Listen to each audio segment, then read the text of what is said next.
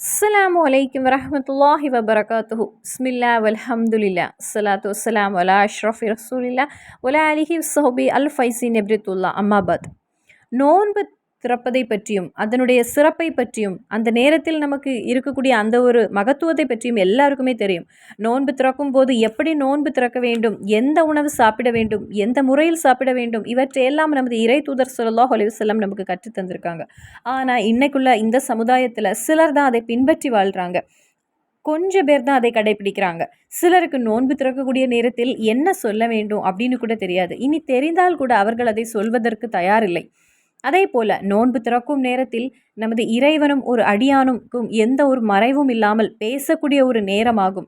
அல்லாஹு தஆலாவிடத்தில் என்ன கேட்டாலும் நமக்கு ஹிஜாபத்து கிடைக்கக்கூடிய ஒரு நேரமாகும். அதில் யாருக்கும் எந்த சந்தேகமும் வேண்டாம். சில நேரங்களிலும் சில மாதங்களிலும் சில நிமிடங்களிலும் இறைவன் அதிக சிறப்பை நமக்கு வழங்கியிருக்கின்றான். துவாவுக்கு ஹிஜாபத்து கிடைக்கக்கூடிய நேரத்தில், மழை பெய்யக்கூடிய அந்த நேரத்தில் நாம் பிரார்த்தனை செய்தால் துவாவுக்கு ஹிஜாபத்து கிடைக்கும். இனி ஒரு நோன்பாளி நோன்பில் இருக்கக்கூடிய நேரத்தில் அவன் பிரார்த்தனை செய்தால் அவனுக்கு ஹிஜாபத்து உண்டு. நோன்பு திறக்கக்கூடிய அந்த நேரத்தில் அவன் பிரார்த்தனை செய்தால் அவனுக்கு ஹிஜாபத்து உண்டு. இப்படி நிறைய நேரங்கள் உண்டு துவாவுக்கு ஹிஜாபத்து கிடைக்கக்கூடிய நேரம் என்று. அதை பற்றி நான் இங்கு சொல்லலை. துவாவுக்கு ஹிஜாபத்து கிடைக்கக்கூடிய சிறப்பு நிறைந்த நேரமாகும். அல்லாஹு தாலாவுக்கும் அடியானுக்கும் எந்த மறைவும் இல்லாமல் ஒரு துவாவை கேட்கக்கூடிய நேரமாகும் இந்த நோன்பு திறக்கக்கூடிய அந்த நேரம். நோன்பு திறக்கக்கூடிய நேரம் அப்படின்னு சொன்னவுடன் நல்ல முறையில் வயறு நிறைய சாப்பிட்டு விட்டு அந்த நேரம் கிடையாது.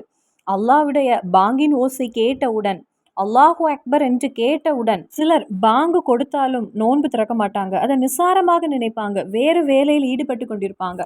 பெரும்பாலும் பெண்கள் சமையலறையில் இருப்பாங்க. உணவை எடுத்து எடுத்து அல்லது உணவு செய்து செய்து கிச்சன்லேயே இருப்பாங்க. உணவு தயார் செய்து கொண்டே இருப்பாங்க. நோன்பு திறப்பதை கொஞ்சம் தள்ளி வைத்துவிட்டு அவர்கள் அந்த வேலையில் அப்படியே ஈடுபட்டு கொண்டிருப்பாங்க. நமக்கு தாகமாக இருக்கிறதா அல்லது பசியாக இருக்கிறதா அப்படின்லாம் கிடையாது. நோன்பு திறக்க ஆவலோடு காத்திருந்து நோன்பு திறக்கக்கூடிய ஒரு மனது தான் நமக்கு வேண்டும். வேறு வேலையில் ஈடுபடாமல் அதிக உணவு நாம் சாப்பிட வேண்டாம். ஒரு பேரித்த பழம், அது இல்லை என்றால் சிறிது தண்ணீராவது குடித்து நோன்பை முதலில் திறந்து கொள்ள வேண்டும். அதன் பின்பு மீதி வேலைகளை நீங்கள் செய்து கொள்ளுங்கள். இனி நோன்பு திறக்கக்கூடிய நேரத்தில் நாம் கூற வேண்டிய ஒரு திக்ரை பற்றி நான் இந்த வீடியோவில் உங்களிடம் பகிர்ந்து கொள்கிறேன். நாம் எப்பொழுதும் நோன்பு திறக்கும் போது ஓத வேண்டிய அந்த திக்ரை ஓதிவிட்டு நீங்கள் இந்த திக்ரை நீங்கள் கூறி அல்லாஹு தாலாவிடத்தில் துவா செய்து கொள்ளுங்கள். இந்த துனியாவும் நாளை ஆகிரத்தும் வெற்றி அடைவதற்கு சிறந்த ஒரு திக்ராகும் நான் சொல்லக்கூடிய இந்த ஒரு திக்ர். நோன்பு திறக்கக்கூடிய அந்த ஒரு நேரத்தை யாரும் நிசாரமாக நினைக்க வேண்டாம். அதிக மகத்துவம் நிறைந்த நேரம். அல்லாஹும் ஒரு அடியானும் அதிக அளவில் நெருங்கக்கூடிய ஒரு நேரம். நாம் என்ன கேட்டாலும் அல்லாஹு தாலா நமக்கு தருவதற்கு தயாராக இருக்கக்கூடிய ஒரு நேரமாகும். இந்த சிறப்பை, இந்த திக்ருகளை ஓதினால் நமக்கு ஹிஜாபத்து கிடைக்கும், இதற்கு இவ்வளவு சிறப்பு இருக்கிறது அப்படின்னு தெரிந்தும் அதை பெரும்பாலும் நிறைய பேர் அவங்க நிசாரமாக விட்டு விடுவதுண்டு. சில நிமிடங்கள் மூலமாக, குறைந்த நொடியின் மூலமாக நாம் இந்த திக்ரை ஓதி நமது பல தேவைகளை நிறைவேற்றி எடுத்து விடலாம். ஆதாமுடைய மகன் செய்கின்ற ஒவ்வொரு செயலுக்கும் அதனுடைய தரத்தை பொறுத்து 10 700 மடங்கு வர நன்மைகள் கிடைக்கின்றன. நோன்பு ஒன்றை தவிர நோன்புக்கு நானே கூலியை எழுதுகின்றேன் என அல்லாஹு தாலா கூறுகின்றான். ஏனெனில் அந்த அடியான் எனக்காகத்தான் தன்னுடைய இச்சையையும் பசியையும் தாகத்தையும் துறந்தான் என அதற்கான காரணத்தையும் ரப்பு குறிப்பிடுகிறான்.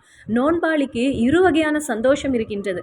முதல் சந்தோஷம் நோன்பு திறக்கும் போது, இரண்டாவது சந்தோஷம் தன்னை படைத்த இறைவனை சந்திக்கக்கூடிய அந்த நேரத்தில். அப்போ நோன்பாளியின் வாயிலிருந்து வீசுகின்ற அந்த துர்வாடை அல்லாவை பொறுத்தவரை கஸ்தூரியின் வாடையை காட்டிலும் மனமிக்கதாக உள்ளது அப்படின்னு நமக்கு ஹதீஸ் புகாரியில் இருக்கிறது. அடியானுக்கும் அவனுடைய இறைவனுக்கும் இடையிலான இரகசிய ஒப்பந்தமாக நோன்பு திகழுகிறது. அதனுடைய உண்மை நிலையை அல்லாஹ்வை தவிர வேறு யாரும் அறிய மாட்டாங்க. ஆகையால் தான் அதற்கான சரியான கூலியை நானே வழங்குகிறேன் அப்படின்னு இறைவன் கூறுகிறான். அப்போ ஒரு நோன்பின் சிறப்பை அல்லாஹு தாலா எந்த அளவு குறிப்பிட்டிருக்கிறான். வேற எதற்கும், ஒரு தொழுகைக்குமோ அல்லது ஒரு திக்ருக்கோ அல்லது ஒரு எந்த ஒரு அமலுக்கும் நானே அதனுடைய கூலியை வழங்குகிறேன் அப்படின்னு அல்லாஹ் சொல்லவில்லை. இந்த நோன்புக்கு மட்டுமே அல்லாஹு தாலா இவ்வளவு சிறப்பை கூறியிருக்கின்றான்.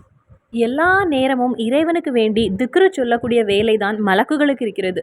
ஒரு கூட்டத்தினர் மலக்கு எப்பொழுதும் சுபஹான் அல்லாஹ் என்று சொல்லிக்கொண்டே இருப்பாங்க. சில மலக்குகள் அல்ஹம்துலில்லா என்று கூறிக்கொண்டே இருப்பாங்க. சில மலக்குகள் அல்லாஹு அக்பர் என்று சொல்லிக்கொண்டே இருப்பாங்க. சில மலக்குகள் லா ஹவுல வலா குவத்த இல்லா பில்லா என்று சொல்லிக்கொண்டே இருப்பாங்க. சில மலக்குகள் இறைவனிடத்தில் தொழுது கொண்டும் ருக்கு செய்து கொண்டும் சுஜூது செய்து கொண்டும் இருப்பாங்க. அப்படி வெவ்வேறு மலக்குகளும் வெவ்வேறு இபாதத்துகளையும் அமல்களையும் ஒவ்வொரு நொடியும், நான் இப்போ பேசி கொண்டிருக்கக்கூடிய இந்த நேரத்திலும் செய்து கொண்டே இருப்பாங்க. அந்த வகையில் இறைவனுக்கு வேண்டி எல்லா நேரமும் ஒவ்வொரு நொடியும் இடைவிடாமல் எந்த ஒரு முழு நேரமும் அல்லாஹ் படைத்திருக்கின்ற இந்த உலகில் முழு நேரமும் 1000 தலை கொண்ட ஒரு மலக்கு இறைவனுக்கு வேண்டி திக்ர் ஓதிக்கொண்டே இருக்குமாம். அந்த 1000 தலை கொண்ட அல்லாஹ்வுக்கு வேண்டி முழு நேரமும் இபாதத்து செய்து கொண்டே இருக்கக்கூடிய அந்த மலக்கை விட சிறப்பு நிறைந்த ஒரு அடியானாக நமக்கு முடியும். அது எப்படின்னா, இந்த ரமலானில் நாம் ஒரு இஸ்மை ஓதினால், அல்லாஹு தாலாவின் 99 திருநாமங்களில் ஒரு இஸ்மை நாம் கூறினால் 1000 தலை கொண்ட அந்த மலக்கை விட நாம் சிறப்பு நிறைந்த ஒரு அடியானாகி விடுவோம். அந்த மலக்கு ஓதக்கூடிய திக்ரை விடவும் நாம் சிறப்பு நிறைந்தவர்களாக ஆகிவிடுவோம். அதை ஓதுவதற்கு இறைவன் நாம் ஒவ்வொருவருக்கும் அருள் புரிவானாக. ஆமீன். நபி ஸல்லல்லாஹு அலைஹி வஸல்லம் அவங்களுடைய ஹதீஸில் நமக்கு பார்க்க முடிகிறது, அல்லாஹு தாலா ஒரு மலக்கை படைத்திருக்கிறான். அந்த மலக்குக்கு 1000 தலைகள் உண்டாம். அந்த 1000 தலைகளுடைய முன்னிலையில் 1000 முகங்கள் உண்டாம். ஒவ்வொரு முகத்திலும் 1000 வாய்கள் உண்டாம். 1000 வாய்கள்லையும் 1000 நாவு உண்டாம். இது மகானான இமாம் திருமதி அவங்க ரிப்போர்ட் பண்ண ஹதீஸில் இருக்கிறது. அந்த மலக்கு எந்த நேரமும் அல்லாஹு தாலாவுக்கு வேண்டி சுபஹானல்லாஹ் அல்ஹம்துலில்லாஹ் அல்லாஹு அக்பர் என்று கூறிக்கொண்டே இருக்குமாம். சுபஹானல்லாஹ் அல்ஹம்துலில்லாஹ் அல்லாஹு அக்பர், சுபஹானல்லாஹ் அல்ஹம்துலில்லாஹ் அல்லாஹு அக்பர் என்று திரும்ப திரும்ப இதை கூறிக்கொண்டே இருக்குமாம்.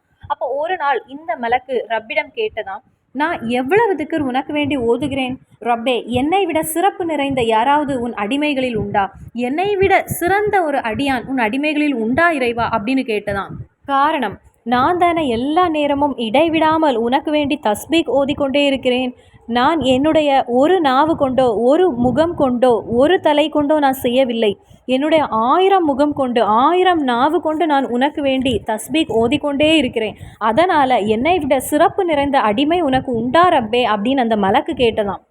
அதற்கு அல்லாஹ் கூறினானாம், உண்டு மன் ஒரு அடியான் இஸ்மில் அஸ்மால் உஸ்னாவில் உள்ள என்னுடைய பெயர்களை மனப்பாடம் செய்தால், மனப்பாடம் செய்தது மட்டும் இல்லாமல் அவன் எல்லா நாட்களும் அதை ஓதினால் உன்னை விட சிறப்பு நிறைந்த அடியான் அவன் ஆகுகிறான் என்று அல்லாஹு தாலா அந்த மலக்கிடம் கூறியதாக நமது ரசூல் ஸல்லல்லாஹு அலைஹி வஸல்லம் நமக்கு கற்று தந்திருக்காங்க.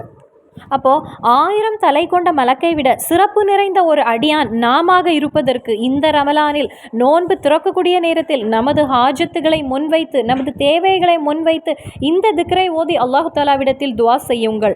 அந்த சக்தி மிகுந்த இறைவனுடைய ஒரு இஸ்மை நான் உங்களிடம் பகிர்ந்து கொள்கிறேன். இதை ஓதினால் நமக்கு கிடைக்கக்கூடிய பிரதிபலன், என் நேரமும் அல்லாஹு தாலாவை திக்ரு செய்தால் அந்த அடியானுக்கு என்ன கூலி கிடைக்குமோ அதே நன்மையை நாம் பெறுகின்றோம். நமது எல்லா பாவங்களையும் ரப்பு மன்னித்து விடுகின்றான். இறைவனுக்கு நம்மிடத்தில் அன்பு என்பது அதிகரிக்கும்.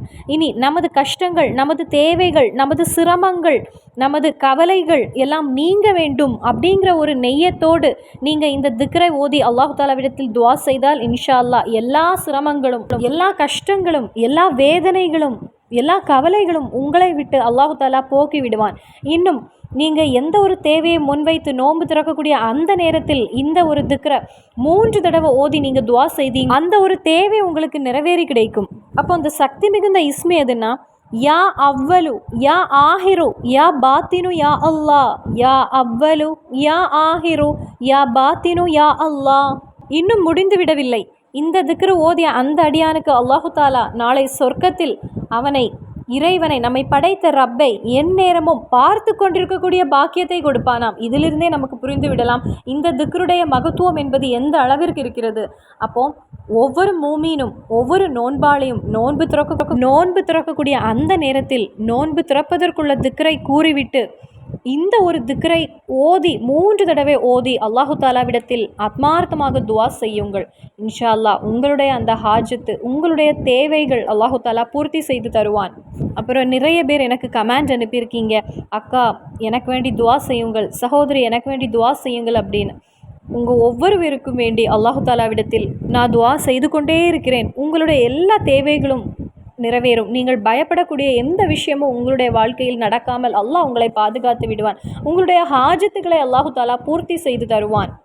உங்கள் ஒவ்வொருவருக்கு வேண்டியும் நான் இறைவனிடத்தில் என்னுடைய தொழுகையில் நான் துவா செய்கிறேன். இன்ஷா அல்லாஹ் கண்டிப்பாக உங்களுடைய தேவைகள் பூர்த்தியாகும். இன்ஷா அல்லாஹ் மறுபடியும் சந்திப்போம் வேறொரு வீடியோவில். அஸ்ஸலாமு அலைக்கும் வரஹ்மத்துல்லாஹி வபரகாத்துஹு.